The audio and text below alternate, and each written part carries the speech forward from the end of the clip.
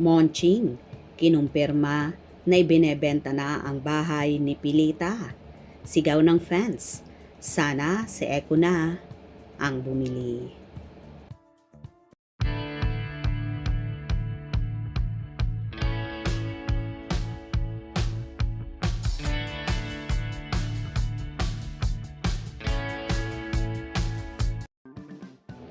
Sa April 12 ay first anniversary ng OPM icon at Asia's Queen of Songs na si Pilita Corrales. At dahil mag-iisang taon na nga pagkatapos pumanaw ni Tita Pilita, ay hindi na nagtaka ang mga nakabasa sa isang Facebook post kung saan nakalist na ibinebenta na ang kanyang bahay sa may Parañaque City. Sa Facebook listing nga ay sinabing rush sale ang two-story house ni Tita Pilita sa halagang 24 million pesos. Ang bahay ay located sa may Jaquiluville, Parañaque City. Ayon sa Facebook listing, ang bahay ni Tita Pilita ay may 4 rooms, 4 bathrooms, home office, drivers and maids quarters, garage for 4 vehicles, at sariling solar heater at water tank and motor. Semi-furnished ang property at pwedeng mag-public viewing pero tanging direct buyer lang ang ini-entertain nila. Nag-message naman kami sa anak ni Tita Pilita na si Ramon Christopher Gutierrez at kinumpirma niya sa amin na totoong ibinebenta na nila ang nasabing property. Dahil dito, may kanya-kanyang hanas naman ang mga fanay. Masyadong malaki sa ngayong panahon. Hindi na praktikal ang malaking bahay. Bukod sa mahirap maglinis, malaki ang maintenance at hindi mo rin madadala yan. Kung may pera ka, mag-enjoy ka na lang. Mag-travel. Tumulong sa mga nangangailangan. Kasi ang may mabuting gawa sa lupa ang madadala sa langit.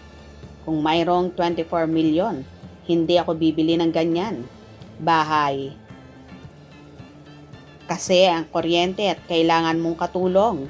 Bili na lang ako ng lupa. Gawing farm. Doon ako magtayo ng bahay, yung gawa sa Nara Fresh. Hindi mainit. Kahit walang aircon, malamig kasi fresh air. Tapos tanim ng maraming gulay. Mais, peanut, saging, nyog at iba pa. Alaga ng organic pig at manok. Wow! Survive ang life mo forever, no worries about anything. Relax lang mga mata sa magandang tanawin sa paligid.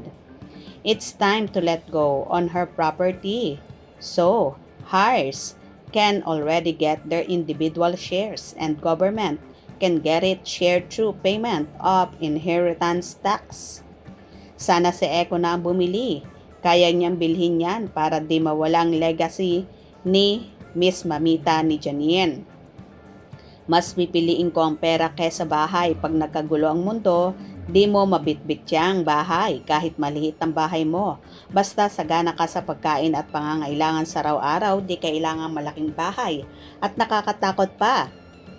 Konting kaluskus lang, iisipin mo kaagad. May multo. Itulong ko na lang ang pera sa mahihirap kasi hindi naman madadala sa hukay ang mga malalaking bahay. Pag naging contractor ako sa DPWH, ako na ang bibili niyan.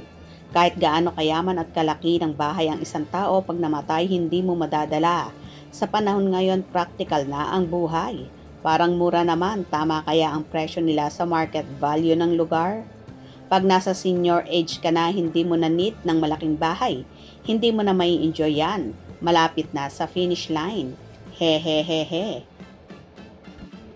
So ayun na nga guys. Mismong ang anak na si Ramon Christopher Gutierrez ang kumumpirma na talagang ibinebenta na ang property na yon ng Asia's Queen of Song.